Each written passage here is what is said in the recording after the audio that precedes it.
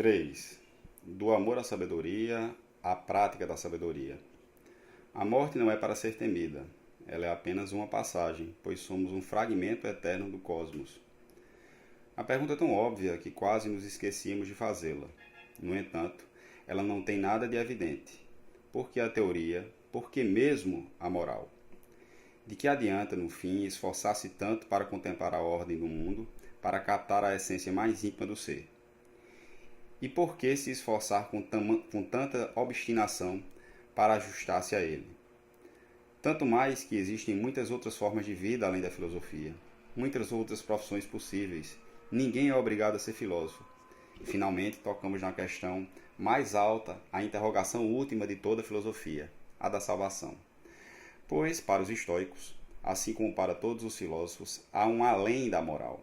No jargão dos filósofos é o que se chama soteriologia. Soteriologia, termo que vem do grego soterios, que simplesmente quer dizer salvação. Ora, eu lhe disse que ela se concebe em relação à questão da morte, em relação a essa finitude, que nos leva, uma hora ou outra, a nos interrogarmos sobre o caráter irreversível do curso do tempo e, consequentemente, sobre o melhor uso que podemos fazer dele. Por isso, aliás, mesmo que todos os seres humanos não se tornem filósofos, todos são, um dia ou outro, tocados pelas questões filosóficas. Como já lhe indiquei, a filosofia, diferentemente das grandes religiões, vai prometer nos ajudar a nos salvar, a vencer nossos medos e inquietações, não por intermédio do outro, de um Deus, mas por nós mesmos, por nossas próprias forças, fazendo uso de nossa simples razão. Ora, como uma filósofa contemporânea, Hannah Arendt, explicou numa passagem de seu livro chamado A Crise da Cultura, os antigos consideravam tradicionalmente, mesmo antes do nascimento da filosofia, dois modos de aceitar os desafios lançados aos humanos pelo incontornável fato de sua mortalidade. Duas maneiras, por assim dizer, de tentar uma vitória sobre a morte, ou pelo menos sobre os temores que ela nos inspira. A primeira, inteiramente natural, reside simplesmente na procriação. Tendo um dia filhos, assegurando, como se diz, a descendência, inscrevemo-nos, de certo modo, no ciclo eterno da natureza, no universo das coisas que não podem morrer. A prova, aliás, é que nossos filhos frequentemente se parecem conosco, tanto física quanto moralmente. Eles carregam assim, através do tempo, algo de nós. O desagradável é que tal via de acesso à duração vale apenas para a espécie. Se esta pode aparecer potencialmente imortal, o indivíduo, ao contrário, nasce, desenvolve-se e morre, de modo que, ao visar a eternidade pela procriação, o ser humano não apenas falha, mas não se eleva acima da condição das outras espécies animais.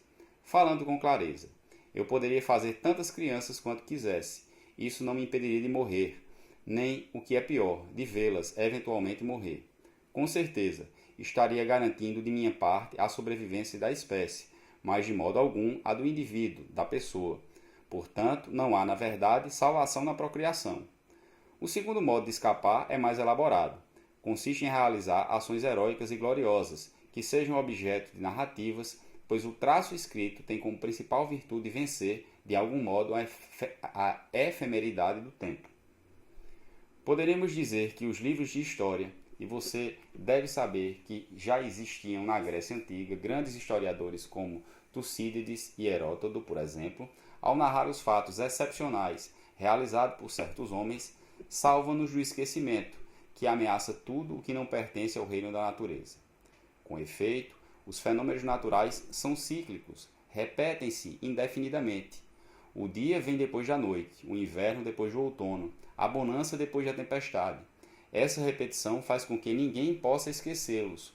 O mundo natural, nesse sentido, um tanto particular, é verdade, mas compreensível, acede sem dificuldade a certa forma de imortalidade, ao passo que todas as coisas que devem sua existência ao homem, como suas obras, ações e palavras, são perecíveis, contaminadas, por assim dizer, pela mortalidade de seus autores. Ora, é precisamente esse império do efêmero que a glória poderia, pelo menos em parte, combater. Tal é, segundo Arendt, a finalidade real dos livros de história da antiguidade, quando ao relatar feitos heróicos, por exemplo, a atitude de Aquiles durante a guerra de Troia.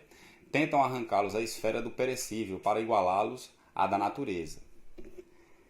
Se os mortais conseguissem dotar de alguma permanência suas obras, ações e palavras, lhes retirar o caráter perecível, então essas coisas poderiam supostamente, pelo menos até certo ponto, penetrar e encontrar morada no mundo do que dura sempre.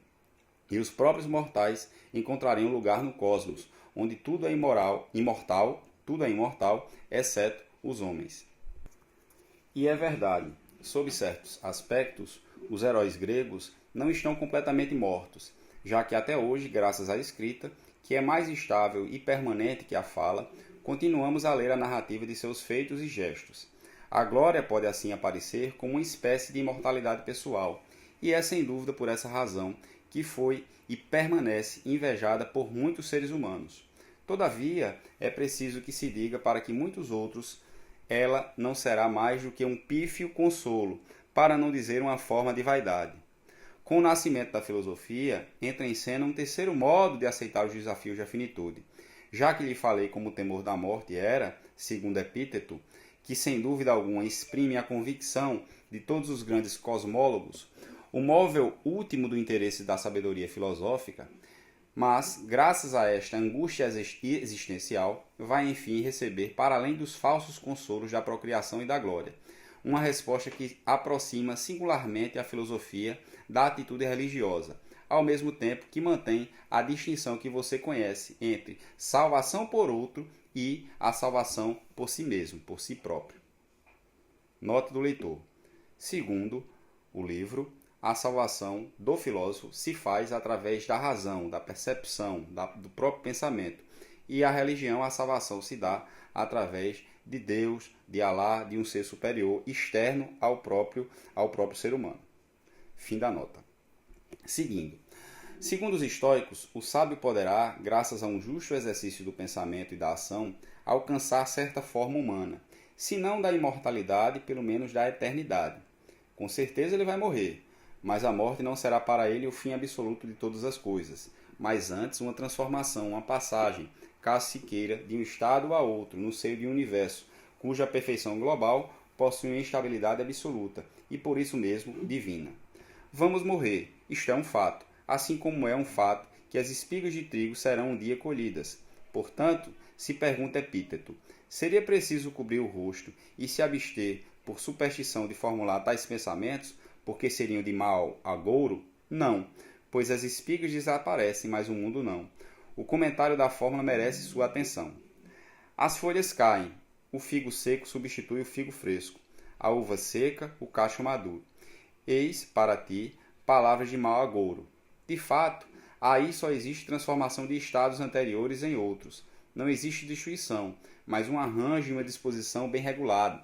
A emigração não é senão uma pequena mudança.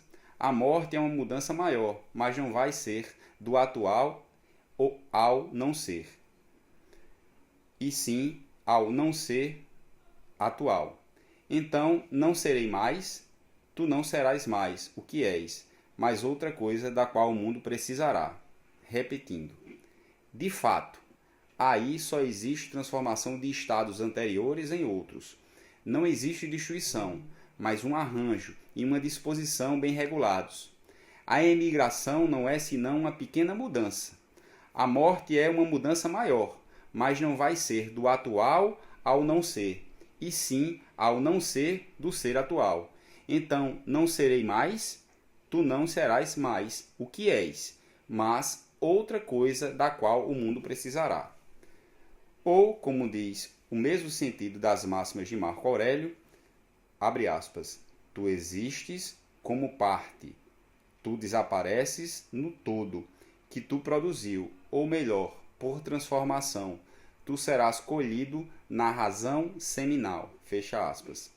O que significam esses textos? No fundo, simplesmente o seguinte: tendo chegado a certo nível de sabedoria teórica e prática, o ser humano compreende que a morte não existe verdadeiramente, que ela é apenas a passagem de um estado ao outro, não um aniquilamento, mas um modo de ser diferente.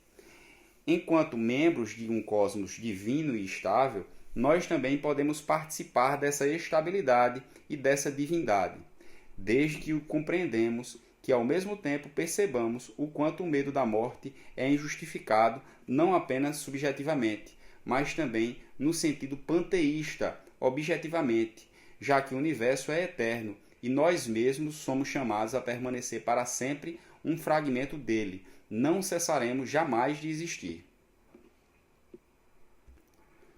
Logo, compreender bem o sentido dessa passagem é, segundo Epícteto, o objetivo de toda atividade filosófica. Ela possibilita que cada um de nós conquiste uma vida boa e feliz, ensinando, segundo a bela expressão, a viver e morrer como um Deus. Ou seja, como um ser que, percebendo sua ligação privilegiada com todos os outros no seio da harmonia cósmica, alcança a serenidade, a consciência de que mortal no sentido não deixa de ser eterno no outro. Repetindo. Logo, compreender bem o sentido dessa passagem é, segundo Epíteto, o objetivo de toda atividade filosófica.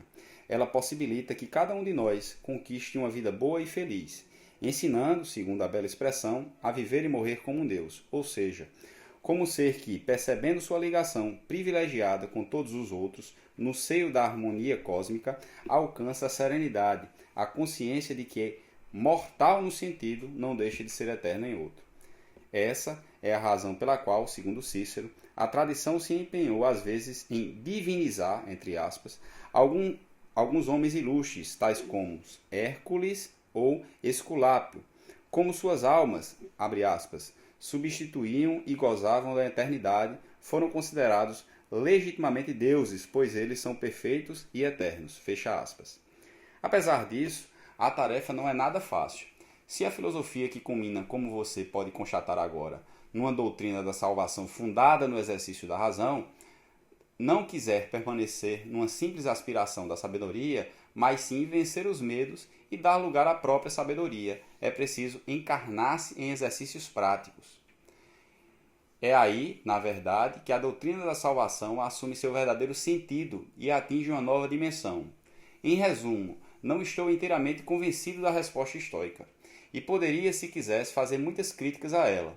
De resto, na época dos estoicos, essas objeções já existiam, mas preferi, nesta apresentação dos grandes momentos da filosofia, abster-me de qualquer olhar negativo, porque acredito que é preciso inicialmente compreender bem antes de criticar, e, sobretudo, porque é indispensável, antes, abre aspas, de pensar por si mesmo, fecha aspas, ter a humildade de, abre aspas, pensar por intermédio dos outros, fecha aspas, com eles e graças a eles. Ora, desse ponto de vista, mesmo sem ser estoico e sem partilhar dessa filosofia, devo, entretanto, reconhecer que o esforço que ela representa é grandioso e as respostas que tenta oferecer impressionantes. É o que eu quero lhe mostrar agora, evocando alguns dos exercícios de sabedoria aos quais ela abre caminho. Porque a filosofia, como o termo indica, não é ainda a sabedoria, mas apenas amor, filo, à sabedoria, sofia. E segundo os estoicos, nos e pelos exercícios concretos que vai se poder passar de um a outra. Se a filosofia culmina numa doutrina da salvação, e se aquilo que devemos nos salvar são os medos ligados à finitude. Esses exercícios devem ser totalmente orientados para a superação da angústia. E nisso eles se conservam, ao que me parece, abre parênteses, mas você vai poder julgar por si mesmo, fecha parênteses, de inestimável valor ainda hoje, mesmo para quem não partilha as visões estoicas.